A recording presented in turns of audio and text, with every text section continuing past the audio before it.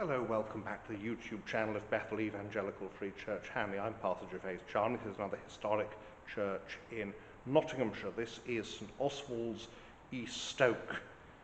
It has ancient origins, Anglo-Saxon, named of course for St Oswald, the King of Northumbria, who's killed fighting the Anglo-Saxons, as I recall. But anyway, he's killed fighting the pagans and is therefore accounted a martyr. But the church is best known for another battle, the Battle of Stoke Field in 1487, which took place not very far north of this church. It's the last battle of the Wars of the Roses. Now, for those not familiar with them, the Wars of the Roses are a dynastic conflict. It's a war of succession, that the king has died, not leaving a clear heir, and the result is that competing factions of the royal line fight for the crown. Eventually, of course, it ends up with the Battle of Bosworth Field. Richard III is killed, and Henry Tudor becomes King Henry VII. Well, not everybody on the Yorkist side, that is on Richard's side, accepted that. And so they manage to gather an army. They get a fake prince. They claim that he's one of the princes in the Tower, who of course actually were dead by that point, and gather an army, and really the leading force there is Lord Lovell, and he disappears after the Battle of Stoke Field. It's a massacre. The Yorkist forces are absolutely defeated. The churchyard around the church is said to be so built up because of all the dead of the battle. So we'll have a look around this church and again see what we can see.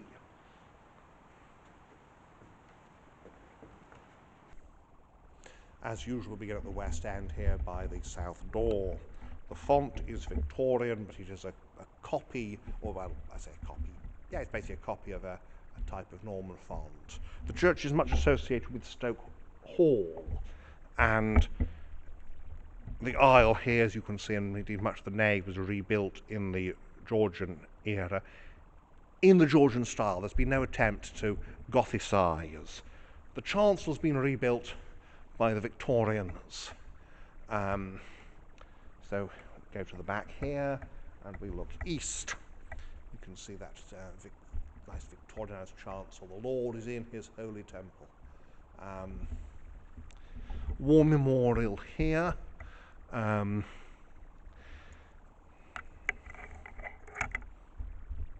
can see you've got the fancy one of the First World War and less fancy the second, which is typical, very typical. And the columns, they're all sort of neoclassical, really, which is very, very interesting in its own way. We have here Herbert Anthony Bailey, who died at Wallasey, Cheshire, age 36, and Gerard Clifton, Chilton Bailey, rather, Vicar of Dundee, Natal, and they were sons of the vicar of the parish. Pulpit, nicely carved. Light of the World, that's Helmer Hunt's window, that's Anthony Winter Bailey Memorial. And then we have here John Entwistle Scholes Hutchison. Nice organ. Double manual organ there.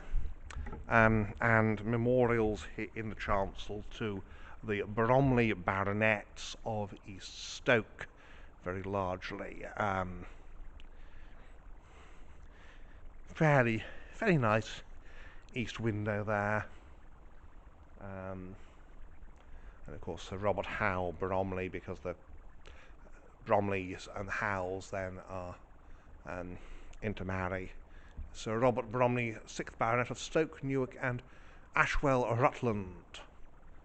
And he died at Springfield on St Christopher, in the presidency of St Christopher and Nevis, where he went into the government, which of course is in the Caribbean. I know it's Nevis because they said Nevis on Time Team. Terry Robinson has to have been properly briefed on the matter. And there we have Christ with two of the evangelists, St Matthew and St Mark. piscina there. Note how near to the floor it is, which indicates the floor level's been raised by the Victorians, which also tells us that piscina is where it was in the Middle Ages and is not a Victorian alteration. So here we are looking west down the nave, and that tower is medieval. The village of East Stoke doesn't really, well, it does exist, but it's not near the church anymore. It kind of, it burned down and badly damaged the church in the 17th century, and that's what leads to the rebuilding eventually in the 18th, when they're kind of, this building has been patched up after it was gutted by fire, and the walls are not quite as they ought to be. So we'll have a look then just into the aisle, the one and only aisle on the south side. And here we have, Sir George Smith, Baronet of Nottingham and Stoke Hall, and his wife, daughter and son, William Howe.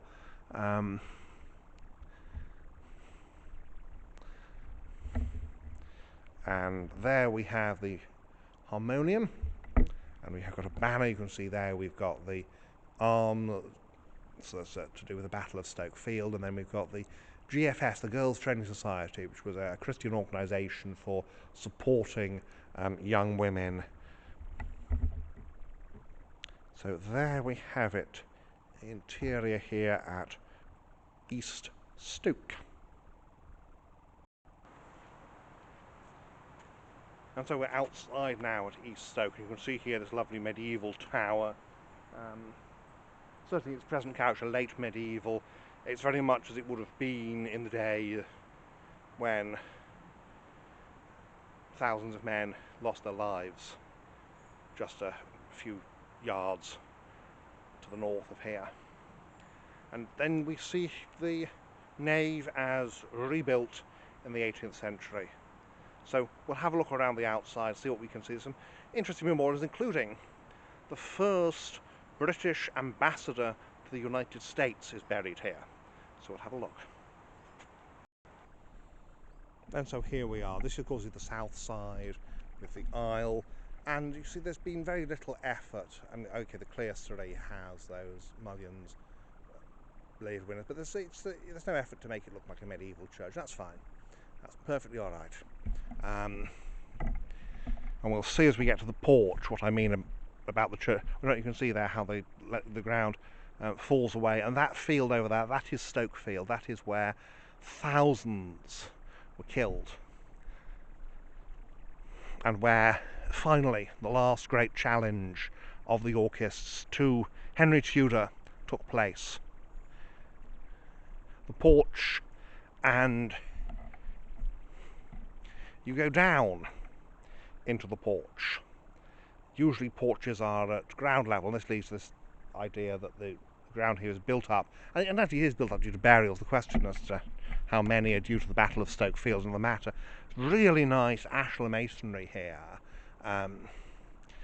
Obviously the big house is over here, and this is a big house church. The village that used to be here, they burned down in the 17th century, and when they rebuilt it, they built it on the main road, which is further south. But the chancel retains some medieval work, but again was done over by the Victorians. Probably needed it as well.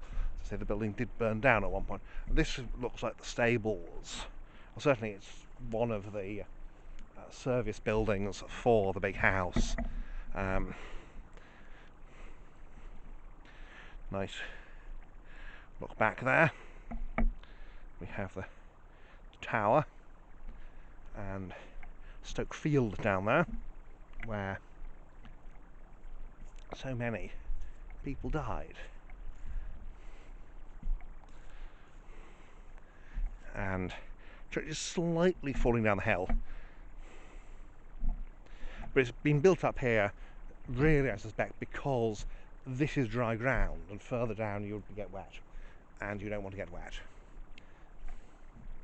if you can possibly help it. We have here some of the Bromley grave. This is Sir Henry. Nice Celtic type motif. Well, one of the Sir Henrys, there were more than one.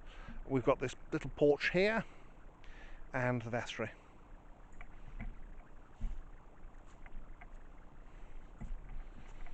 And again, the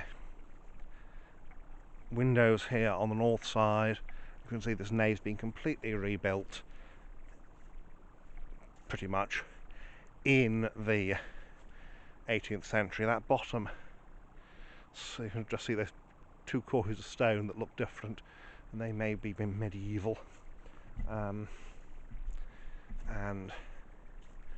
on the north side, block door, because of course, I'm not quite sure, well, I'm sure there's a good reason there being a north door here, which is undoubtedly that is used for something, but they do fall out of use pretty quickly, to be fair, and quite rightly so. So, big graveyard, and here we are overlooking Stoke Field, the battle site, where the Yorkists dreams of maybe having another crack at the crown fail. And partly they fail because the only person they've got as a potential king is fake. They get a young man and they fake and they pretend that, or this lad, Lambert Simnel's his name, that he's one of the princes in the tower, which of course he's not. And he's captured alive. And Henry VII is very merciful to him and makes him one of his servants. He becomes a servant working in the kitchens. Eventually he seems to have, obviously grows up, gets a higher position as a servant, but he remains basically a lower middle class or middle class person, because being a servant to the king is a fairly important position, even if you are cooking his dinner.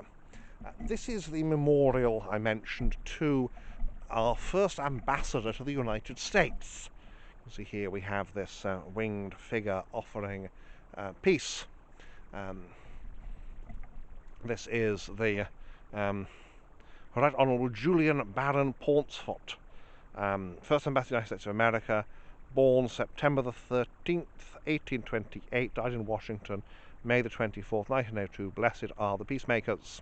Now, why didn't we have an ambassador to the United States beforehand? Well, it's not that we didn't have relations with the United States, it's that the United States wasn't seen as important enough for a British ambassador.